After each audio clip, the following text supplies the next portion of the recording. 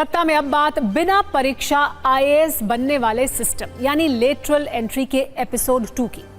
कल सत्ता में हमने न्यूज मित्रों को यह बताया था कि यूपीएससी ने 45 पदों के लिए सीधी भर्ती निकाली है, जिसमें आरक्षण नहीं होने पर घनघोर राजनीति हो रही है। आज का अपडेट यह है कि पीएम नरेंद्र मोदी के निर्देश पर इस भर्ती को वापस ले लिया गया है, जिसके बाद विपक्ष इसे वापस लेने के लिए मजबूर करने का क्रेडिट ले रहा है। जबकि सत्ता पक्ष का दावा यह है कि पीएम मोदी की सामाजिक न्याय वाली सोच के कारण यूपीएससी ने इसे वापस लिया है। हमने इसी खबर पर सत्ता की छोटी लेकिन तथ्यों वाली कुंजी तैयार की है, जिसमें आपको इस खबर के सारे पक्ष समझ में आ जाएंगे। शनिवार को यूपीएससी ने लेटरल एंट्री का एक विज्ञापन निकाला। इसके तहत अलग अलग विभागों में 45 आईएएस रैंक के अधिकारियों की नियुक्तियां होनी थी।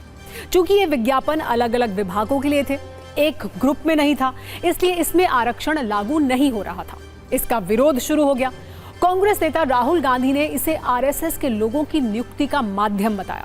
करीब पूरे विपक्ष ने इस नियुक्ति में आरक्षण लागू नहीं करने के लिए सरकार की आलोचना की, जिसके बाद आज पीएम मोदी ने इस विज्ञापन को वापस लेने का निर्देश दिया। इसके लिए केंद्रीय कार्मिक मंत्री जितेंद्र सिंह ने यूपीएससी चेयरमैन को पत्र लिखकर कहा कि प्रधानमंत्री मोदी के निर्देश पर सीधी भर्ती के विज्ञापन पर रोक लगाई जाए। प्रधानमंत्री का विश्वास है कि लेटरल एंट्री हमारे संविधान में निहित समानता और सामाजिक न्याय के सिद्धांतों के समान होनी चाहिए। विशेष रूप से आरक्षण के प्रावधानों के संबंध में किसी तरह की छेड़छाड़ नहीं होनी चाहिए।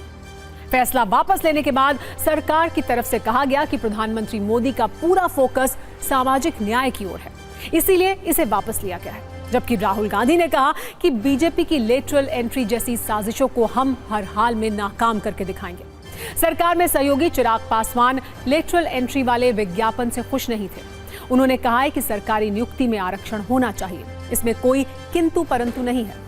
कुल मिलाकर यूपीएससी का करीब 72 घंटे पुराना विज्ञापन वापस हो चुका है। अब रेस क्रेडिट लेने की है। सत्ता पक्ष और विपक्ष दोनों इस क्रेडिट की लड़ाई में काफी सक्रिय हैं। सत्ता पक्ष पीएम मोदी को और विपक्ष के दल अपने अपने नेताओं को इसका क्रेडिट दे रहे हैं।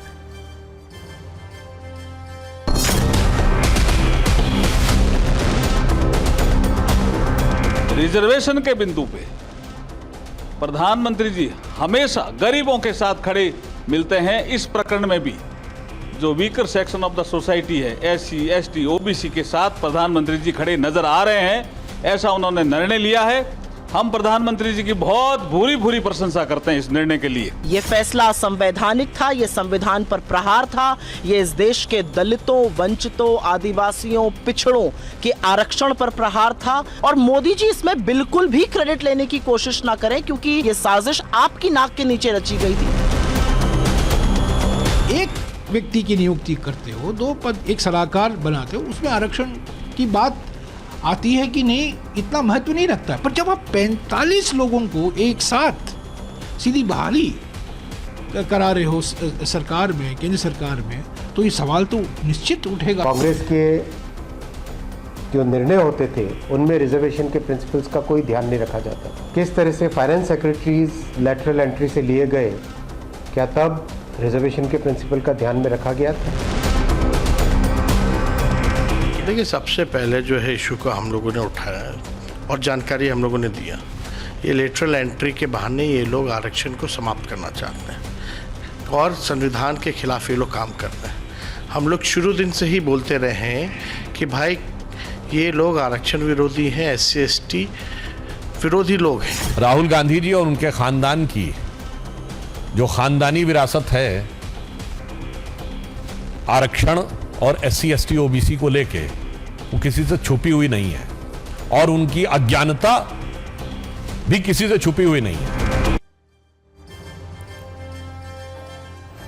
वैसे इस मामले में टीवी9 को सूत्रों से मिली जानकारी के मुताबिक शीर्ष स्तर पर चर्चा के बाद लेटरल एंट्री का विज्ञापन वापस लिया गया है। प्रधानमंत्री ने स्वयं ये सुनिश्चित करने के लिए कहा है कि लेटरल एंट्री निष्पक्ष हो, वंचित समुदायों की प्रतिभा को मौका मिले। इतना ही नहीं, दावा यह भी है कि सरकार भर्ती में लेटरल एंट्री मैकेनिज्म की समग्र समीक्षा करेगी। हालांकि इसका मौजूदा लेटरल भर्तियों पर कोई प्रभाव नहीं पड़ेगा। राजनीतिक दलों से भी सरकार इस मामले में सुझाव का स्वागत करेगी।